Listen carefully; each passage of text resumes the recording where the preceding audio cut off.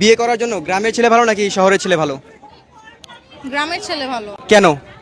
আমি তো কামাই করি, ওরা বসে বসে খাওয়াবো, জুতাতে বাড়ি মারলো তাও বাড়ির কাছে পড়ে থাকে। আর শহরের ছেলে বিয়ে করলে বলবে যে আমার কাছে টাকা আছে, তোর টাকা দিয়ে আমি কি করবো, যা চলে যা।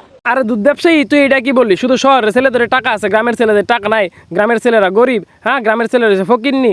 আসো আমাদের গ্রামে, আসো, আইসা দেখো গ্রামের ছেলেদের সাথে শহরের ছেলেদের কি পার্থক্য। হ্যাঁ, আমাদের গ্রামের ছেলেরা কীরকম।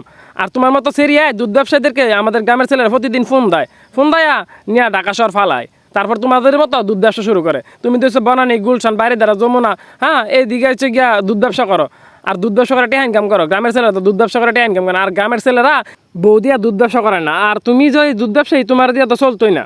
তোমার তো ভালো ভালো সেরিয়া আমাদের গ্রামে পড়ে রয়েছে, তাদেরকে ফোন দেয় না গ্রামের ছেলেরা। আর তুমি তো হচ্ছে দুধ ব্যবসায়ী, ঢাকা শহর ভিডিও কলে ফ্রিল্যান্সিং করো, আর হচ্ছে গিয়ে বিভিন্ন হোটেলে গিয়া তুমি রাত্রেবেলা দুধ ব্যবসা করো। হ্যাঁ, তুমি শুধু দুধ ব্যবসায়ী, তো তোমার দুধ শহরের ছেলেরা খাইয়া লাইছে কোটা খুললা, এখন গ্রামের ছেলেরা খাওয়া লাগে তুমি খুলে দিতেছ। আসলে তোমার দুধ কেউ খাইতো না। হ্যাঁ, তোমারটা তুমিই খাও।